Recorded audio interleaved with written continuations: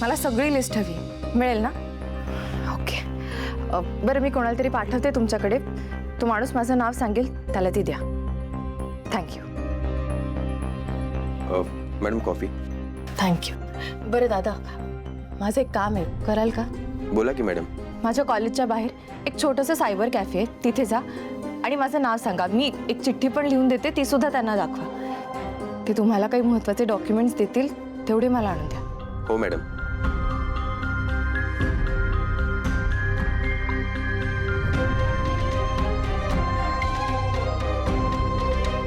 Thank you.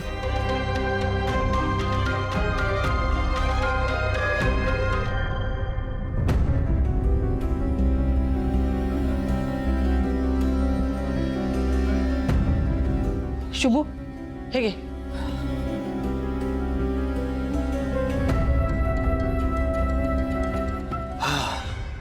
थांब शुभू. काय बोललास रे स्वीटी मोर? हे बघ रागाच्या भरात सुद्धा भलतं सलतं बोलायचं नाही साहेबांच्या लेकीबद्दल. हे बघ आई, ती स्वीटीना एक नंबरची बेअक्कल मुलगी आहे. तोंडात येईल ते बडबडते. अरे पण तू श्रावणीबद्दल जे काय बोललास ते आई ती कशी करत होती बघितलंस ना तू? तिने मला राग दिला आणि मग आलं माझ्या तोंडात आणि मी बोलून गेलो. अरे पण हे बघ आई, या क्षणाला मी तुला एवढंच सांगू शकतो की मला श्रावणी मॅडमांविषयी खूप काळजी वाटते. अगं त्यांच्या घरात काय काय चाललंय त्यांच्या बाबतीत तुला माहिती आहे ना. आणि आता आपल्या घरात त्यांच्याविषयी कोणी काय बोललं तर ते मला नाही सहन होणार.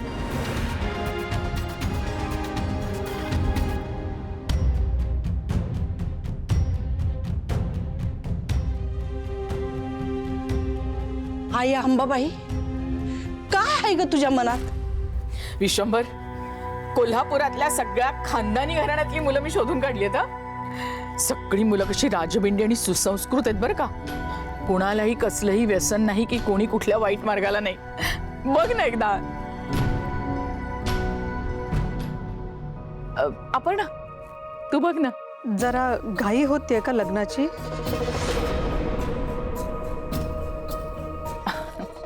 अपर्णा काही गोष्टी योग्य वेळेला होणंच बरं असतं. आपल्या मोक्षाचंच बघ लग्न किती छान झालं. कशी सुखात मजेत संसार करते. आणि शेवटी हा विश्वंभरनी घेतलेला निर्णय आहे आणि मलाही तो पटलाय. पृथ्वी तू बघ ना. हा नंदाका बघतो ना मी. नंदाका तुला जो योग्य वाटेल त्याची निवड कर. माझी काही हरकत नाही. असं काय करताय तुम्ही सगळं माझ्यावरच टाकलंय. अरे शुभू शुभू बरं झालं तू आलास. बघ ना ह्यातला कुठला मुलगा आवडतोय तुला? मुलगा कोणासाठी? श्रावणीसाठी.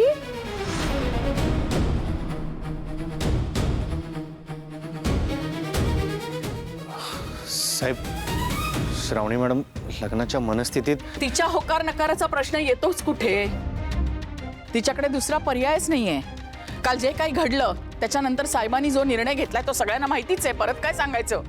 आणि एकदा साहेबांनी निर्णय घेतला की त्यात बदल नाही. कसं आहे इतकी वर्ष तिच्या काळजीने आम्ही तिला सांभाळलं. या घराने तिला आसरा दिलाय. पण आता तिचं लग्न होणं हे तिच्यासाठी आणि या घरासाठी फायद्याचं आहे. जा तिला हे फोटोज नेऊन दे. शुभू नोकरांनी सांगितलेलं ऐकायचं असतं.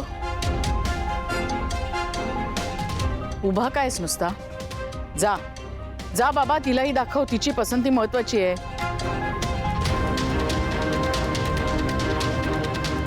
चांगल्या कामाला उशीर नको. जा.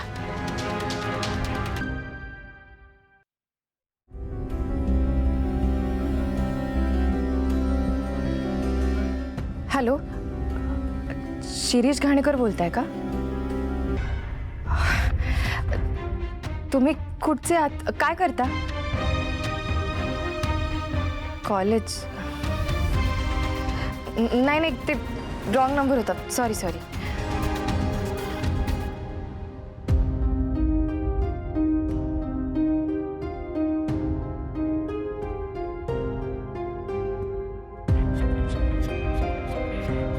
मॅडम अरे काय करायलाय? काय नाही मॅडम 400-500 नावं असतील ती. अहो काय करायलाय?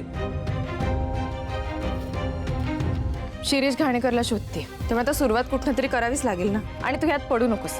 पडायचंच असेल तर मदत कर माझी. मी तुम्हाला मदत करायला कधी नाही म्हणलोय काय, पण मला काय वाटायला लागलंय. हे काय? खाली काय चाललंय तुम्हाला माहित नाही आहे काय चाललंय? अहो मॅडम, तुमच्या लग्नाविषयी बोलणं चालू आहे खाली. हे फोटो बघा, आत्यासाहेबांनी पाठवले तुम्हाला दाखवायला आणि एक पसंत करायला पण लावलाय. मला कशाला दाखवताय? त्यांना म्हणावं तुम्हीच ठरवा. मॅडम, अहो तुमच्या आयुष्याचा प्रश्न आहे हा, लग्नाचं नातं आहे. अहो ती वस्तू नाही आहे तुम्ही सांगाल निर्णय घ्यायला. अहो तुम्ही मुलगा स्वतःच्या मनाने निवडाल ना. अलकनंदा मॅडमनी सांगायला सांगितलंय हे. बघू, हा मुलगा आवडलाय सांग त्यांना. मॅडम हे काय आहे? तुम्ही फोटो बघितला पण नाही आणि खाली दे म्हणताय. मॅडम, तुम्हाला लग्न नाही करायचं तर तुम्ही साहेबांना सांगा. हे त्याने काय फरक पडणार आहे शुभू? असं नाहीये मॅडम, तुम्ही सांगून तर बघा. मॅडम, आजच वेळ आहे, नंतर लई पश्चाताप होईल. पश्चाताप, दुःख, अपमान, अरे हे सगळं तर माझ्या नशिबातच लिहिलंय. अहो असं नाहीये मॅडम. अहो तुम्ही बोलून तर बघा. तुम्ही सांगा त्यासनी लग्न नाही करायचं. अहो ऐकतील तुमचं ते. काय फरक पडणार आहे? मी साहेबांच्या नावाला लागलेला एक डाग आहे. तो डाग जर मला पुसायचा असेल, ह्या घराची अब्रू राखायची असेल, तर मी कोणाबरोबरही लग्न करायला तयार आहे. एक तर माझ्या आईने कुठे तोंड दाखवायला जागा ठेवली नाही मला. अरे किती त्रास दिला तिने साहेबांना. पण तरी सुद्धा साहेबांनी मला या घरात आसरा दिला, तिच्या डोळ्यासमोर ठेवलं, लहानाचं मोठं केलं. किती उपकार आहेत अरे त्यांचे माझ्यावर. पण आता ही गिल्ट आणि या उपकारांचं ओझं मी घेऊन या घरात नाही राहू शकत. मी लग्न करून गेलेलंच बरं. मॅडम, तुम्ही असं कसं स्वतःच्या सुखाचा बळी देणार? खरं सांगू का, आता मला काहीच वाटत नाही.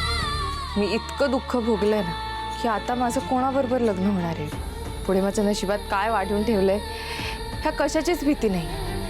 म्हणजे आता ना मला कशाचं काहीच वाटत नाही. शुभ मॅडम, अजून विचार करा, साहेबांशी बोला. अहो ऐकतील तुमचं ते. माझी आई जे वागली त्यामुळे साहेबांना जो त्रास झाला आणि त्या त्रासातूनही त्यांनी माझ्यावर जे उपकार केले ना, ह्याच्या ओझ्याखाली मी इतके दबून गेले ना की आता कोणाला काही तक्रार करायची सुद्धा ताकद नाही माझ्यात. हे बघ, आता साहेबांनी जे ठरवलंय ना तेच होणार. ते म्हणतील त्याच्याशी लग्न करीन. काही झालं, माझं चांगलं झालं किंवा वाईट झालं तरी मी कशाची तक्रार करणार नाही. आता पुढे आयुष्यात जे येईल ते निमूटपणे जगीन. तुम्ही असं तर ठरवलंयच तर मी बी आता काही करू शकत नाही मॅडम.